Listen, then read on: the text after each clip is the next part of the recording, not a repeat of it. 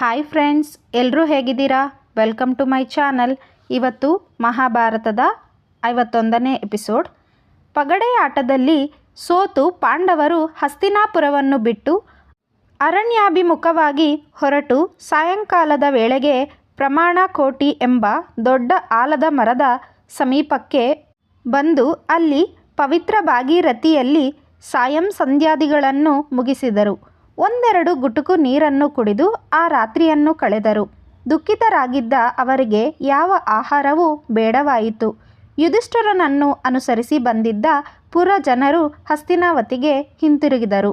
ಕೆಲವು ಬ್ರಾಹ್ಮಣರು ಹಿಂಬಾಲಿಸಿ ಬಂದದ್ದನ್ನು ಕಂಡು ಯುಧಿಷ್ಠಿರನು ಅವರಿಗೆ ಅರಣ್ಯವು ದುಷ್ಟಮೃಗಗಳ ಬೀಡಾಗಿರುತ್ತದೆ, ಅಪಾಯಕಾರಿ ಕೂಡ, ಆದುದರಿಂದ ಹಿಂದಿರುಗಬೇಕೆಂದು ಕೇಳಿಕೊಂಡರು. ಆಗ ಆ ಬ್ರಾಹ್ಮಣರು, ಧರ್ಮರಾಜ, ನಮ್ಮ ವಿಷಯವಾಗಿ ನೀನು ಇನಿತು ಚಿಂತಿಸಬೇಕಿಲ್ಲ. ನಮ್ಮ ಆಹಾರದ ವ್ಯವಸ್ಥೆಯನ್ನು ನಾವೇ ಮಾಡಿಕೊಳ್ಳುತ್ತೇವೆ. ನಾವು ನಿನ್ನೊಂದಿಗಿದ್ದು ನಿನಗೆ ಮಂಗಳವಾಗುವಂತೆ ದೇವತೆಗಳನ್ನು ಪ್ರಾರ್ಥಿಸುತ್ತೇವೆ.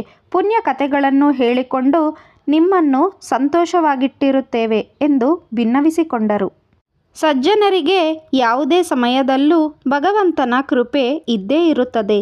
ಸತ್ಪುರುಷರ ಸಹವಾಸ ಲಭಿಸುತ್ತದೆ.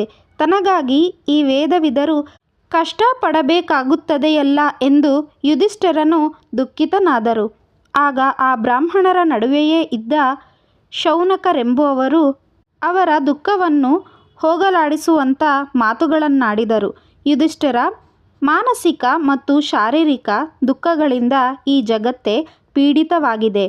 ದುಃಖ ನಿವಾರಣೆ ಮಾಡಿಕೊಳ್ಳಬೇಕಾದರೆ ಯಾವಾಗಲೂ ಅದನ್ನೇ ಚಿಂತಿಸುತ್ತಿರದೆ ಮರೆಯಬೇಕು. ವಿಷಯಗಳಲ್ಲಿ ಆಸಕ್ತನಾದವರು ಸಹಜವಾಗಿಯೇ ದುಃಖದಲ್ಲಿ ಮುಳುಗಿರುತ್ತಾನೆ. ಒಂದು ವಸ್ತುವಿನಲ್ಲಿ ವಿಶೇಷವಾಗಿ ಅಂಟಿಕೊಂಡಿದ್ದರೆ ಇದರಿಂದ ದುಃಖ ಉಂಟಾಗುತ್ತದೆ. ಮೋಹ ಬಿಡಬೇಕು. ವಸ್ತು ಅಥವಾ ಪ್ರಿಯರಲ್ಲಿ ಸ್ನೇಹವೇ ದುಃಖವಾಗಲಿ ಸಂತೋಷ ಸಂಕಟಗಳಾಗಲಿ ಮೂಲ ಕಾರಣ. ಆದುದರಿಂದ ಮನುಷ್ಯನಾದವನು ಸಿರಿಯ ಮೇಲಾಗಲಿ ಕಳತ್ರ ಪುತ್ರ ಹಾಗೂ ಮಿತ್ರರ ಮೇಲಾಗಲಿ ಹೆಚ್ಚು ಅನುರಾಗವಿಡಬಾರದು.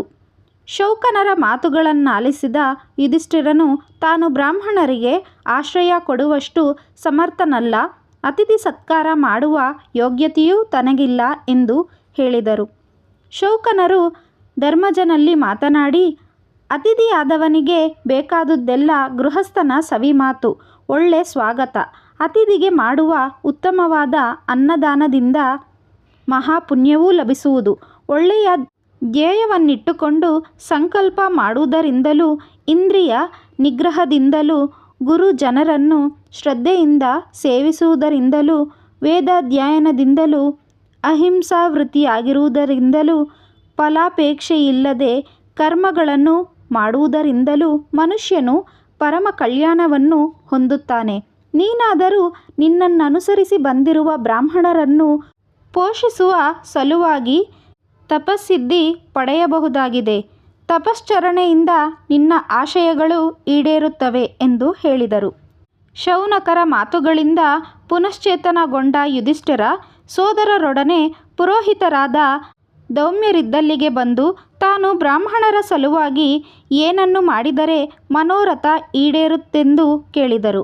ಆಗ ದೌಮ್ಯರು ಯುಧಿಷ್ಠಿರನಿಗೆ ಜಗತ್ತಿಗೆ ಬೆಳಕು ಕೊಡುವ ಸೂರ್ಯದೇವನ ಅಷ್ಟೋತ್ತರ ಶತನಾಮಗಳನ್ನು ಉಪದೇಶಿಸಿ ದೇವಶ್ರೇಷ್ಠನಾದ ಸೂರ್ಯದೇವನನ್ನು ಸ್ತುತಿಸಲು ಅಪ್ಪಣೆ ಕೊಟ್ಟರು. ಪರಮ ಸಂತೋಷದಿಂದ ಯುಧಿಷ್ಠಿರನು ದೌಮ್ಯರಿಗೆ ವಂದಿಸಿ ಅವರಿಂದ ಸೂರ್ಯನ ಶತನಾಮಗಳನ್ನು ಮತ್ತು ಪುನಶ್ಚರಣೆ ವಿಧಿಗಳನ್ನು ತಿಳಿದರು.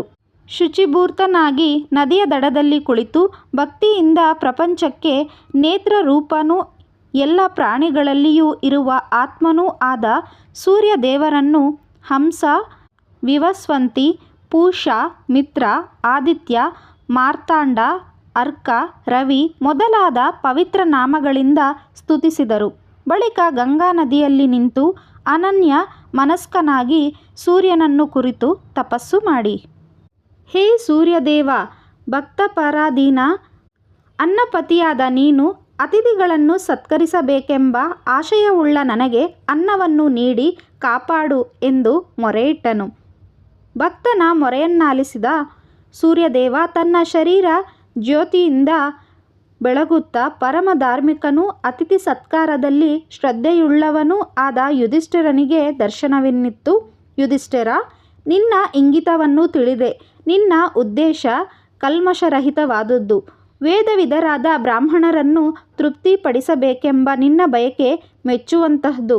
ಇದೋ 12 ವರ್ಷಗಳ ಕಾಲ ನಿನಗೆ ನಾನು ಅನ್ನವನ್ನು ಕೊಡುತ್ತೇನೆ ಎಂದು ಹೇಳಿ ಯುಧಿಷ್ಠಿರನ ಕೈಗೆ ಒಂದು ಅಲಂಕೃತವಾದ ತಾಮ್ರದ ಪಾತ್ರೆಯನ್ನು ದಯಪಾಲಿಸಿದರು.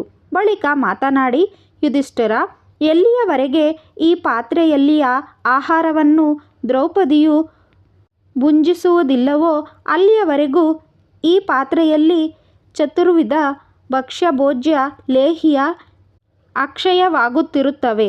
ವನವಾಸ ಕಳೆದು ಅಜ್ಞಾತವಾಸದ ನಂತರ 14ನೆಯ ವರ್ಷದಲ್ಲಿ ಮರಳಿ ನಿನ್ನ ರಾಜ್ಯವನ್ನು ಪಡೆಯುವೆ ಎಂದು ಹೇಳಿ ಅಂತರ್ಧನನಾದರು. ಯುಧಿಷ್ಠಿರನ ಭಾಗ್ಯವೇ ಭಾಗ್ಯ. ಸೂರ್ಯದೇವರಿಂದ ಪ್ರಣೀತವಾದ ಅಕ್ಷಯ ಪಾತ್ರೆಯನ್ನು ಪಡೆದು ನೀರಿನಿಂದ ಹೊರಬಂದು ಧೌಮ್ಯರ ಪಾದಕ್ಕೆರಗಿದನು. ಅಂದಿನಿಂದ ಅಕ್ಷಯ ಪಾತ್ರೆ ಅವರ ಆಹಾರ ಪಾತ್ರೆ ಆಯಿತು. ಅಕ್ಷಯ ಪಾತ್ರೆಯಿಂದ ದ್ರೌಪದಿಯು ಅನ್ನವನ್ನು ತೆಗೆದುಕೊಂಡಂತೆಲ್ಲ ಅದರಲ್ಲಿ ಮತ್ತೆ ಮತ್ತೆ ಅದೇ ವಿಧವಾದ ಚತುರ್ವಿಧಾನಗಳು ಅಕ್ಷಯವಾಗುತ್ತಿದ್ದವು. ಯುಧಿಷ್ಠಿರನು ಆ ಅನ್ನದಿಂದಲೇ ಬ್ರಾಹ್ಮಣರನ್ನು ತೃಪ್ತಿಪಡಿಸುತ್ತಿದ್ದರು. ಬ್ರಾಹ್ಮಣರೆಲ್ಲರ ಊಟವಾದ ಮೇಲೆ ಅವರ ತಮ್ಮಂದಿರು ಊಟ ಮಾಡುತ್ತಿದ್ದರು.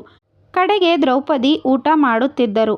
ಒಮ್ಮೆ ದ್ರೌಪದಿಯ ಊಟವಾಯಿತೆಂದರೆ ಅಕ್ಷಯ ಪಾತ್ರೆ ಬರಿದಾಗಿ ಬಿಡುತ್ತಿತ್ತು. ಏನಿದ್ದರೂ ಮರುದಿನವೇ ಪಾತ್ರೆಯಿಂದ ಅನ್ನ ಒದಗುತ್ತಿತ್ತು. ಯುಧಿಷ್ಠಿರ ಸೂರ್ಯನನ್ನು ಆರಾಧಿಸಿ ವರವನ್ನು ಪಡೆದು ಆ ಘೋರಾರಣ್ಯದಲ್ಲೂ ತನ್ನನ್ನನುಸರಿಸಿ ಬಂದ ಬ್ರಾಹ್ಮಣರನ್ನು ಸತ್ಕರಿಸುತ್ತಾ ಸಂತೋಷದಿಂದಿರುತ್ತಿದ್ದನು. ಧೌಮ್ಯರ ಆದೇಶದಂತೆ ಒಳ್ಳೆ ಮುಹೂರ್ತಗಳಲ್ಲಿ ಯಜ್ಞಗಳನ್ನು ಮಾಡುತ್ತಾ ಕಾಲ ಕಳೆಯುತ್ತಿದ್ದರು. ಕೆಲವು ದಿನಗಳ ನಂತರ ಎಲ್ಲರೊಡನೆ ಕಾಮ್ಯಕ ವನಕ್ಕೆ ಹೋದರು. ಈ ವಿಡಿಯೋ ನಿಮಗೆ ಇಷ್ಟ ಆಗಿದ್ದರೆ ವಿಡಿಯೋನ ಲೈಕ್ ಮಾಡಿ, ಶೇರ್ ಮಾಡಿ, ನಮ್ಮ ಚಾನಲ್ನ ಸಬ್ಸ್ಕ್ರೈಬ್ ಮಾಡ್ಕೊಳ್ಳಿ. Thank you for watching.